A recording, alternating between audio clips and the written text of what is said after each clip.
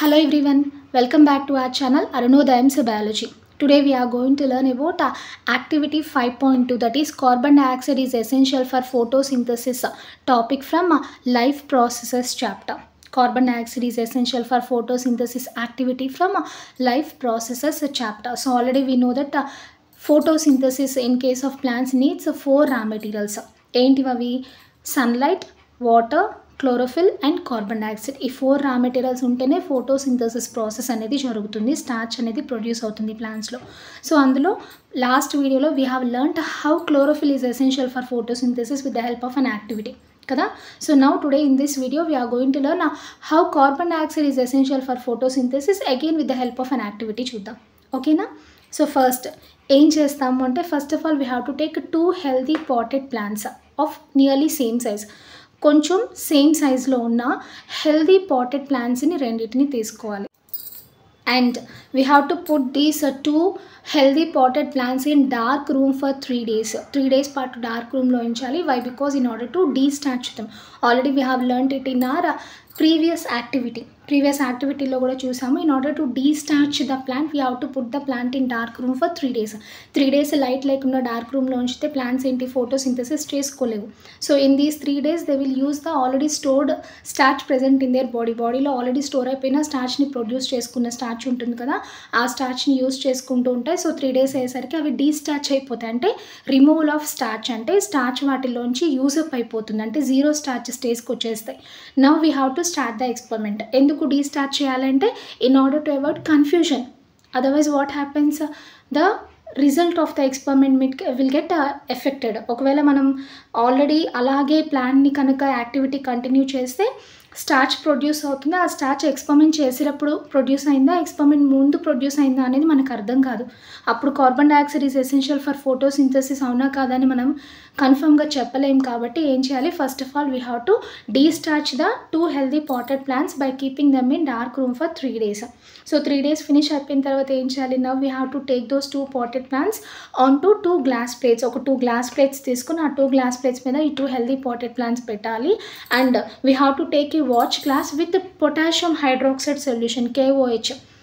ఒక watch glass తీసుకుని అందులో పొటాషియం హైడ్రాక్సైడ్ సొల్యూషన్, కానీ if solution is not available we can take potassium hydroxide pellets also. Pellets అంటే మనకి కర్పూరం బిళ్ళలు ఎలా ఉంటాయి అలా స్టోన్స్ లాగా ఉంటాయి అన్నమాట, మనకి పెల్లెట్స్ ఫామ్లో ఉంటాయి. సో అలా KOH పెల్లెట్స్ కానీ సొల్యూషన్ కానీ we have to take it into watch glass. ఒక వాచ్ గ్లాస్లో తీసుకుని we have to put this watch glass beside one of the healthy potted plant. ఈ రెండిట్లో ఏదో ఒక హెల్దీ పాటెడ్ ప్లాంట్ పక్కన ఈ watch glass with KOH solution పెట్టాలి. నెక్స్ట్ ఏం చేయాలి, we have to cover the potted plants with a bell jar, glass bell jar. ఒక గ్లాస్ బెల్ జార్తో 2 పాటెడ్ ప్లాంట్స్ని కూడా మనం కవర్ చేసి we have to seal the bottom with the help of Vaseline. ఈ glass ప్లేట్స్కి ఈ bell జార్కి మధ్యలో gaps ఏమీ లేకుండా మనం వ్యాజిలైన్తో సీల్ చేసేయాలి. ఎందుకు సీల్ చేయాలంటే in order to make the setup air tight. So అలా మనం సీల్ చేస్తే ఏమవుతుంది, ఈ సెటప్ అంతా కూడా ఎయిర్ టైట్ అవుతుంది అనమాట. అంటే లోపల నుంచి గాలి బయటకు వెళ్ళడం కానీ బయట నుంచి గాలి లోపలికి వెళ్ళడం కానీ జరగదు. సో అలా ఎయిర్ టైట్ చేసాము. Then after we have to put these 2 healthy potted plants in sunlight for 2 hours. ఒక 2 hours పాటు సన్లైట్ కింద ఉంచాలి. సో ఇది ప్రాసెస్ అర్థమైంది కదా మీకు. ఏం చేయాలి, we have to take 2 healthy potted plants and we have to put them in dark room for 3 days in order to destarch them. Then after we have to take these potted plants onto a glass plate. ఒక glass plate మీద తీసుకుని and we have to put a watch glass with KOH solution near one of the healthy potted plant. ఆ తర్వాత we have to close these 2 potted plants with a glass bell jar and seal their bottoms with the help of Vaseline in order to make the setups airtight. Then after we have to put them both into sunlight కింద ఒక 2 hours ఉంచేసేయాలి. Then after we have to take them for test, starch test కి తీసుకోవాలి. After 2 hours we have to take these 2 plants. ఈ 2 plants-ని తీసుకొని we have to take 1 leaf from each of these 2 healthy potted plants. ఈ 2 healthy potted plants లో నుంచి ఒక్కొక్క లీఫ్ని మనం pluck చేయాలి. ఒక్కొక్క లీఫ్ని ఇందులోంచి ఒక లీఫ్ ఇందులోంచి ఒక లీఫ్ని ప్లక్ చేసుకొని we have to test them with iodine solution. అంటే స్టార్చ్ టెస్ట్ చేయాలి ఆ లీఫ్కి మనం.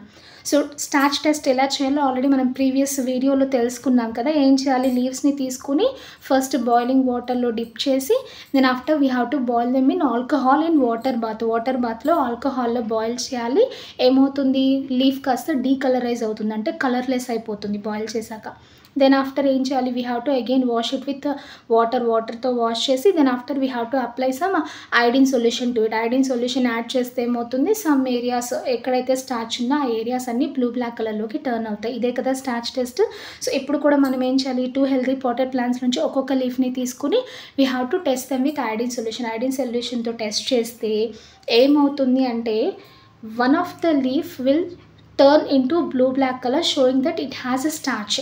సో ఇందులో ఒక పాట్లో నుంచి తీసిన లీఫ్ ఐడిన్ టెస్ట్ చేయగానే బ్లూ బ్లాక్ కలర్లోకి టర్న్ అవుతుంది. అంటే ఏంటి, అందులో స్టార్చ్ ఉన్నది, ఫోటోసింథసిస్ జరిగింది అని అర్థం. బట్ ఒక లీఫ్ వచ్చేసరికి it will not turn into blue black colour, turn అవ్వదు. ఎందుకని అంటే ఫోటోసింథసిస్ జరగలేదు, అక్కడ స్టార్చ్ లేదు ఆ లీఫ్లో. ఎందుకు లేదు అంటే ఈ పాటెడ్ ప్లాంట్లోంచి తీసిన లీఫ్లో ఏంటి, స్టార్చ్ అనేది ఉండదు. వై, బికాస్ ఏం చేసామంటే మనం ఎక్స్పెరిమెంట్లో we have applied vaseline and became the and make the setup air tight చేసాం కదా. చేసినప్పుడు ఏమైంది, ఆల్రెడీ ఈ పాటెడ్ ప్లాంట్ చుట్టూతో ఉన్న అట్మాస్ఫియర్లో ఉన్న కార్బన్ డైఆక్సైడ్ని ప్లాంట్ యూజ్ చేసుకొని ఫోటోసింథసిస్ చేసుకోవచ్చు. బట్ ఏం జరుగుతుంది అంటే కేవోచ్ సొల్యూషన్ ఏం చేసిందంటే it absorbs carbon dioxide. Potassium hydroxide ఒక నేచర్ ఏంటి అంటే ఇది కార్బన్ డైఆక్సైడ్ని అబ్జర్బ్ చేసేసుకుంటుంది. ఓకే, సో పొటాషియం కార్బోనేట్గా ప్రొడ్యూస్ చేసుకుంటుంది అనమాట. సో పొటాషియం హైడ్రాక్సైడ్ కాస్త ఇక్కడున్న కార్బన్ డైఆక్సైడ్ని అబ్జర్బ్ చేసేసుకుంటుంది. కాబట్టి carbon dioxide is not available to this plant. ఈ పర్టికులర్ ప్లాంట్కి కార్బన్ డైఆక్సైడ్ అవైలబుల్గా లేదు. సన్లైట్ ఉంది, వాటర్ ఉంది, క్లోరోఫిల్ ఉంది, కానీ కార్బన్ డైఆక్సైడ్ లేదు. అందుకని ఏమవుతుంది, ఫోటోసింథసిస్ ప్రాసెస్ అనేది జరగదు ఈ పాటెడ్ ప్లాంట్లో.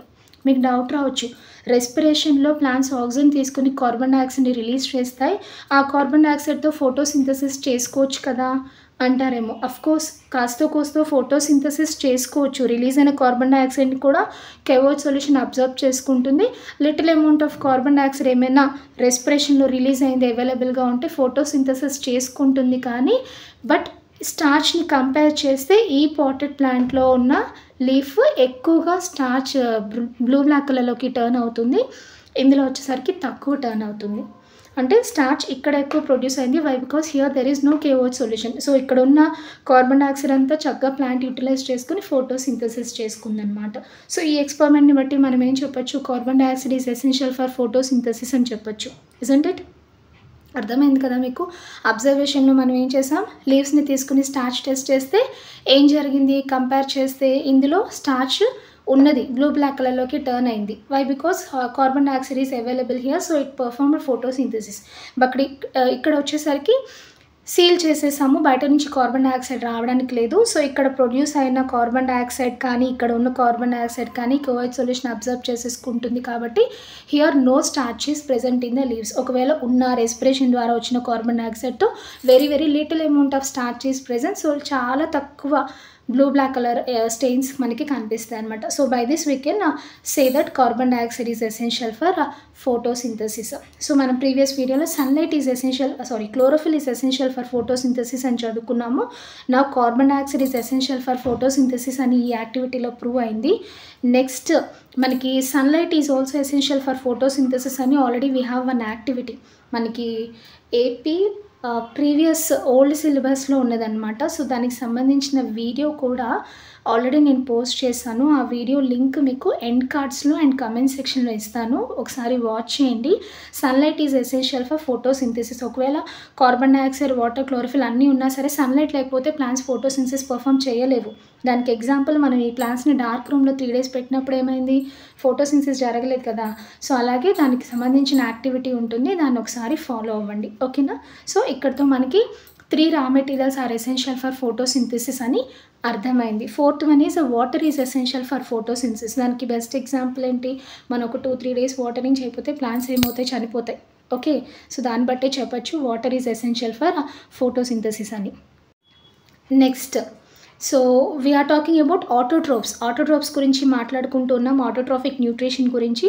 So how autotrophs meet their energy requirements అని చెప్పుకుంటున్నాం. ఫోటోసింథసిస్ ప్లాంట్స్లో ఎలా జరుగుతుంది, సో ఫోటోసింథసిస్ డీటెయిల్డ్ ఎక్స్ప్లెనేషన్ కూడా 2 వీడియోస్లో నేను లింక్స్ ఇచ్చాను ఆల్రెడీ వాటి కింద. సో అవి కూడా ఒకసారి చూడండి. సో రా మెటీరియల్స్ అన్నీ అవైలబుల్గా ఉంటే autotrophs perform A process called as photosynthesis and produces food material. ఓకేనా. అండ్ నాట్ ఓన్లీ దీస్ 4 రా మెటీరియల్స్, ఈ 4 రా మెటీరియల్సే కాదు, plant needs still more substances for their growth, for their energy requirement.